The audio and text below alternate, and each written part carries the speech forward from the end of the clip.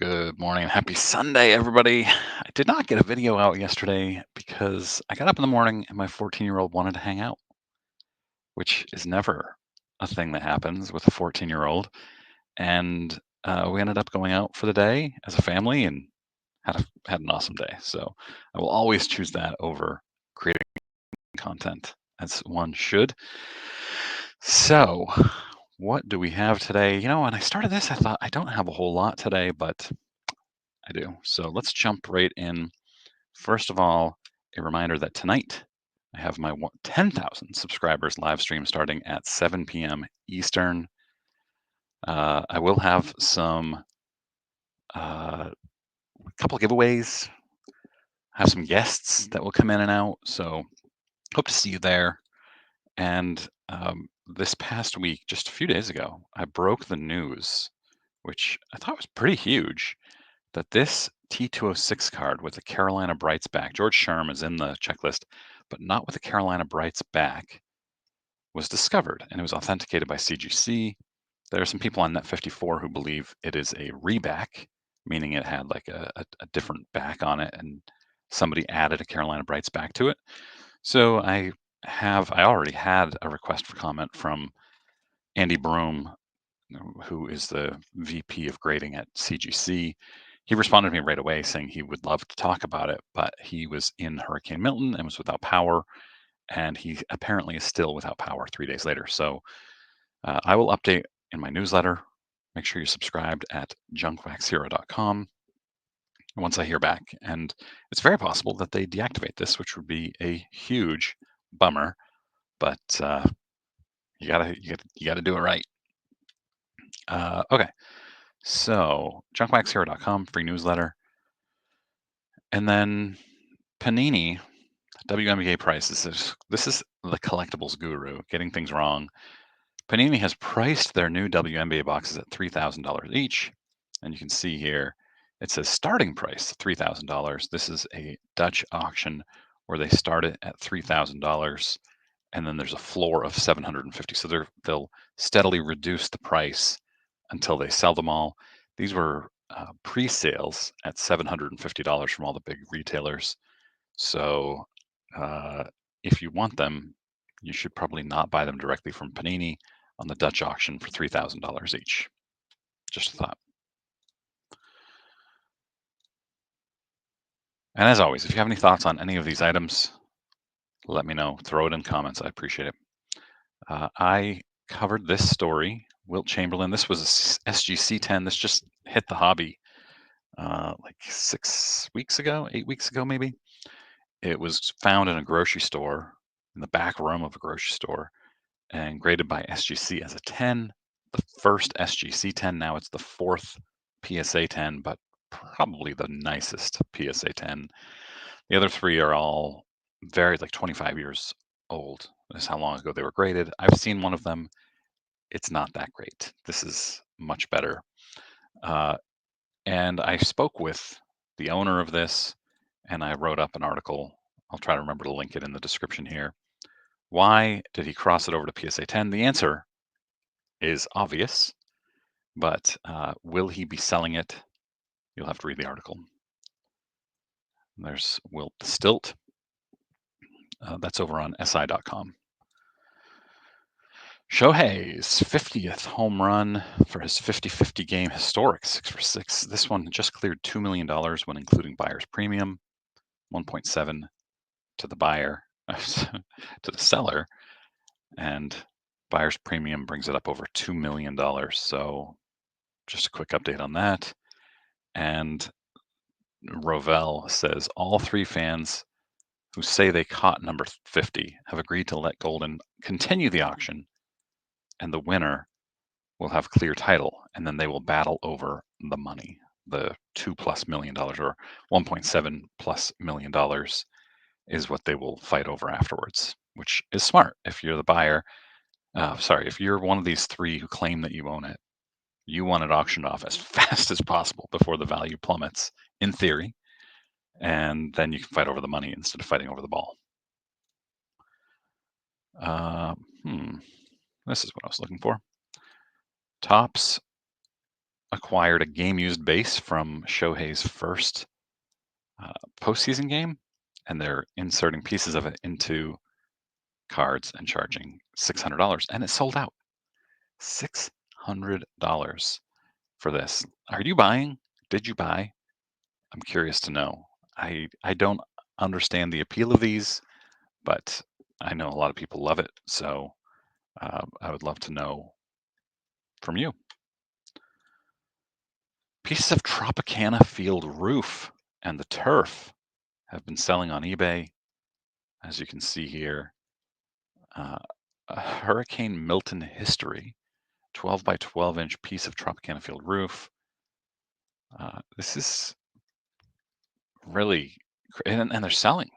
They're selling really fast. Crazy. Last week I covered this story where somebody cleaned this Luka Doncic card and removed, kind of blurred the autograph and put it, PSA graded it, and then PSA discovered that they had removed part of the autograph and they deactivated it. So they cracked it out, sold it, and now this person bought it. Suns Cards 24 bought the card. So it has made a reappearance. I thought this stat from Will Stern was really interesting. Will is from Collect Media. There have been more cards graded a PSA 10, just shy of 25 million, than a PSA 9, 22.35 million.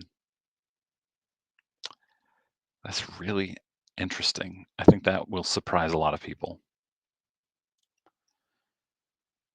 This has been kind of, a lot of people are talking about Fanatics and what they're doing to autographs. And I just grabbed this one here. Like Hobby News Plus says Fanatics is ruining trading cards. And then some other people were talking about autographs. And I thought this was an interesting example. They're saying they're charging $500 for Chris Bryant. Yes, I'm serious. Fanatics is the worst thing that happened to the hobby. And yeah, $500 if you want him to sign your game used item, $199 for cards and magazines, etc. And they charge as much as the market will bear. If you don't want it, then don't buy it. I I agree, it's outrageous. I would never pay this. But to get upset about it and saying they're ruining the hobby, other people like it. Find other things. And I have a video coming up, or maybe it's I don't know, maybe it's a newsletter. It's probably a video about how you can enjoy the hobby in different ways other than just buying or ripping wax. And next up, Net 54, which is always really, really interesting. They they felt that an artificially aged reprint of Nap Lajoie was authenticated by PSA, and here it is. Here they got a PSA 1, and these are other examples that were good. Sorry, reprint and authentic copy. So this is the reprint. This is the authentic. Uh, and somebody artificially aged this one, and PSA gave it a 1. And it has since been deactivated by PSA. Once Net54 called it out, I think PSA realized their mistake. And I talked about this in a video last week, I guess. PSA makes mistakes. And we should be calling them out and saying, hey, you messed up. And when they realize they do, they generally fix it. Now, some things they do on purpose that people don't like upcharges, they're not going to change that because people will pay it. And until people stop paying it, they're going to keep doing it. But I do think it's good that when PSA makes a legitimate mistake, they fix it. It would be ideal if they didn't make these mistakes, but Comics and Crypto, I don't know what this account is. I've never heard of them before, but they sold their Harry Potter and the Sorcerer's Stone world premiere ticket in a private sale for $5,000. Seems like a lot for a movie that was 20 years ago. I don't remember how long ago was that? 25? Anyway, it doesn't matter. It's not that old. just feels like a lot of money. And it was a PSA 5. There were only 4 on the PSA Pop Report. But good for them. $5,000. Here is a Mickey Mantle owned by Mantle, currently auctioning off at Fanatics. Bidding is at $140,000. It's an SGC 6.5, and the flip says once owned by Mantle. I think that's cool. Speaking of Mantle, debut ticket was listed on eBay, not mentioning Mantle's debut. Sold for $14,000. 2 more sold for more than $100,000 in 2021. There's a ticket. That's cool. I like ticket history. And then speaking of Yankee greats, we have this Joe DiMaggio autographed, and you can barely see it. It's very faint right here, but it is autographed. Autograph has been authenticated. The card, this is the ZNUT Pacific Coast League card, or they misspelled his name as DiMaggio. Card was graded a 1. Auto was authentic. Current bidding is at $21,000. It's expected to go for $75,000 or more. Yeah, right there. A little hockey for my hockey fans. Phil Esposito selling 35 items from his memorabilia collection, including 1969-70 Stanley Cup ring, 71-72 Stanley Cup championship trophy. Yeah, some other cool stuff. I'm not a hockey guy, so any chance I can get to throw something in that I'm familiar with, at least in a faint way, is good. And then my hockey fan friends are happy. Remember we talked about the bases that were stolen from the Braves. Now they are suing an ex-employee and his son over their attempt to auction them off. What were claimed to be game-used bases from Hank Aaron's 715th home run. Stolen, unlawfully possessed, and attempted to be sold at auction. Yeah, that's interesting stuff. We'll get to this. We will get to that at the very end. Remember, the fun things are at the end. Someone sent a card from COMC directly to PSA to grade, and here's the card. Kind of ruins it here. Here's the card. You can see the autograph looks pretty darn good. But then when PSA graded it, the autograph got really blotchy. It's not good. But PSA admitted fault. Here we are again with PSA making mistakes, and presumably compensated the person. And how does that get a 9? How does that autograph get a 9? My guess is, and I speculated this in the post, that this was a 9, and somehow something happened to it after they graded the autograph, and it got encapsulated. And yeah, that's my guess. Anybody else exhausted of Victor Wembanyama cards? This was his first PSA graded Topps Mercury card to hit eBay, and it is a 2 of 5 red refractor autograph, PSA 10. It was originally listed at $1 million. It's now listed at $500,000 or best offer. Probably the smart way to go with this is just start it really high and see if anybody buys. And here's a rookie patch auto numbered to 35 that sold immediately. They listed at 30,000 and just accepted the first offer. I think that came in for $15,000. It feels a little light, honestly. I mean, I'm not saying that it should go for this much, but I expected it to go for more, even though it's unlicensed. And then this one went for $26.50. But the reason I'm highlighting it is because, well, first of all, this is numbered to 50 autograph, which is streaky. But it says The material embedded in this card was worn by Victor Wembanyama on December 11th, 2023, during his rookie season. Signing of all, blah, blah, blah. So they're actually putting in there what the piece of memorabilia is from, what game it's from. So that's cool. Let's see, golden. I've got a couple of golden auctions things here. Pete Rose, Bart Giamatti, Faye Vincent signed his banishment agreement, Pete Rose's banishment agreement. It has been authenticated. The autographs have been authenticated, although these aren't autographs, they're signatures. Is there a difference? I think there is. Um, signatures have been authenticated by PSA and JSA. It's currently at $270,000 with 20 days to go. How much will this document go for? Got to be in the millions, right? I heard saw some very smart baseball people calling this one of the most important documents in baseball history. What do you got? Babe Ruth documented Jackie Robinson first contract. This. What else would there be? Then we have what Golden is calling the true Hannes Wagner rookie card, 1897 to 1899. Rechius, I think is how you pronounce that. Cigars. PSA 1. Wagner's only trading card portraying him in a Louisville Colonels uniform. The only professionally graded example.